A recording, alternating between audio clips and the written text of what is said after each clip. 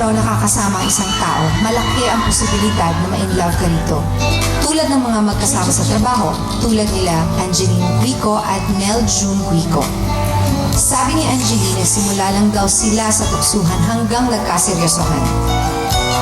Sa sobrang seryoso, isang buwan pa lang silang magkarelasyon, nagsama na sila. Doon na-realize ni Angelina, hindi laging masaya ang bawat araw ng isang pagsasama.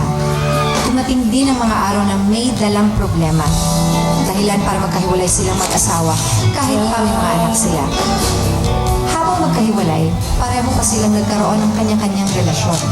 But only to realize na may feelings pa rin sila Angeline at Mel June para sa isa't isa. At hindi yun nawala kahit kailan. Hindi man pakinggan, pero kahit kailan talaga, love is lovelier the second time around.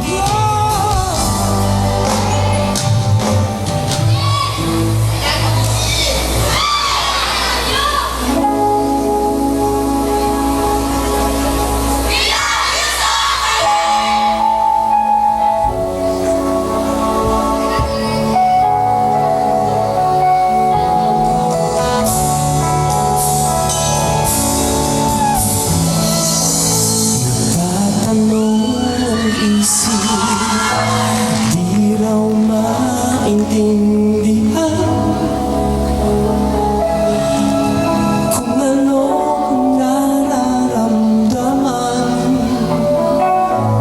Dapat mo malaman, sa puso ko'y ikaw lamang ang nag-iisa.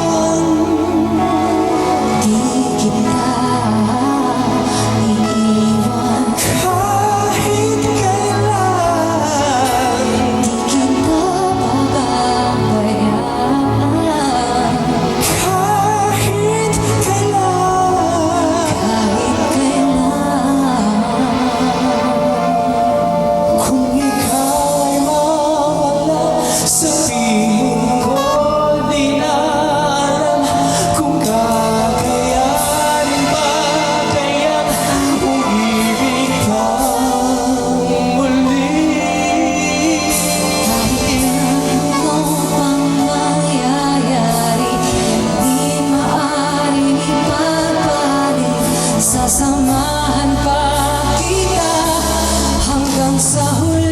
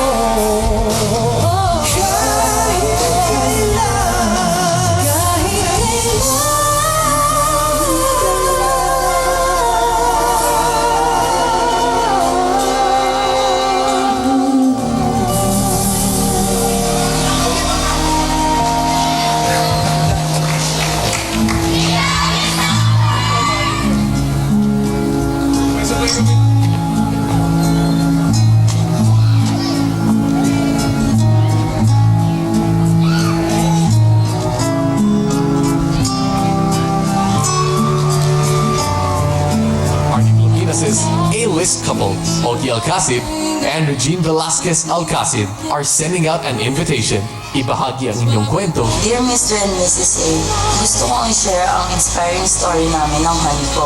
kapalit ng inyong kwento, ang isang kantang mula mismo kina Mr. and Mrs. A. Listen as they impart their wisdom as partners and share their music as seasoned artists in Dear Mr. and Mrs. A.